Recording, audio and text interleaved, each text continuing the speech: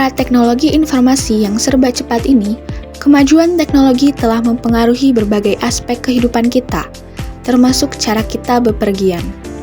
Aplikasi transportasi berbasis teknologi informasi kini telah menjadi bagian integral dari kehidupan sehari-hari, memudahkan mobilitas dan menghubungkan kita dengan dunia luar hanya dalam hitungan detik. Teknologi informasi mengubah cara kita berpikir tentang transportasi.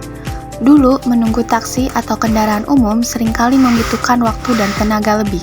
Namun, sekarang, dengan aplikasi transportasi seperti Gojek, Grab, dan Uber, kita bisa memesan kendaraan hanya dengan beberapa ketukan di layar ponsel kita. Aplikasi ini menawarkan solusi yang cepat, mudah, dan praktis untuk kebutuhan mobilitas kita sehari-hari. Semua ini dimulai ketika Uber diluncurkan pada tahun 2009 di San Francisco, membawa revolusi baru dalam layanan taksi.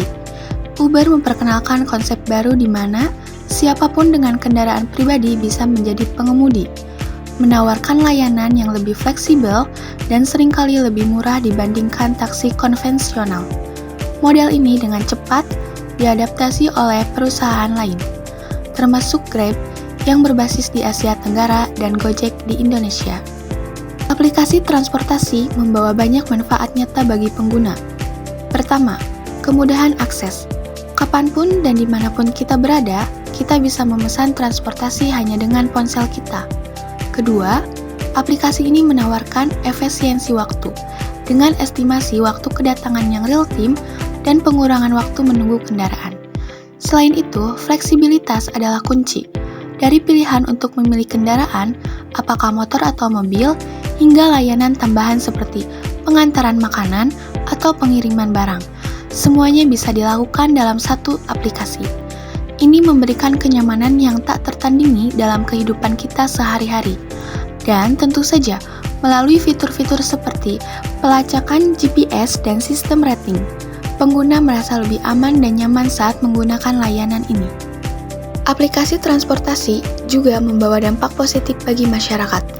Salah satu manfaat terbesar adalah penciptaan lapangan kerja. Banyak orang kini bekerja sebagai pengemudi aplikasi, baik sebagai pekerjaan utama maupun sampingan, yang membantu mereka menambah penghasilan. Di kota-kota besar, layanan transportasi motor seperti Gojek atau Grab juga membantu mengurangi kemacetan, karena motor lebih efisien dalam mengatasi lalu lintas padat dibandingkan mobil.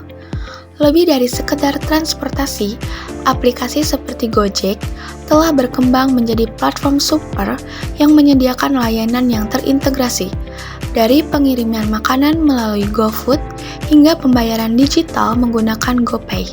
Aplikasi ini menawarkan banyak layanan yang mempermudah berbagai aspek kehidupan sehari-hari. Namun, seperti teknologi lainnya, ada dampak lingkungan yang harus diperhatikan.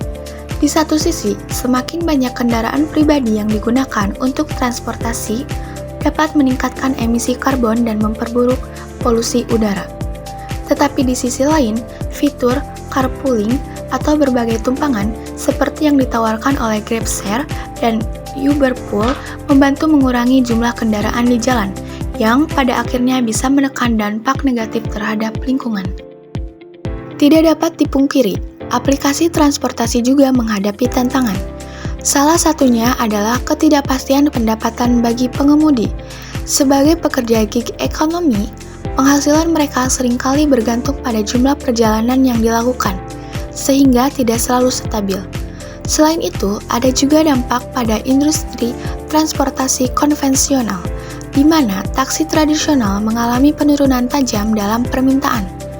Aplikasi ini juga sering dikritik karena masalah privasi dan keamanan data, karena mereka memiliki akses ke lokasi real-time pengguna dan informasi pribadi lainnya. Pada akhirnya, aplikasi transportasi telah menjadi solusi yang sangat efisien dalam kehidupan modern, memudahkan mobilitas, menciptakan lapangan kerja, dan membawa berbagai inovasi baru dalam layanan harian kita. Meskipun ada tantangan, potensi untuk berkembang lebih jauh sangat besar, terutama dengan perkembangan mobil otonom dan integrasi kecerdasan buatan yang akan datang.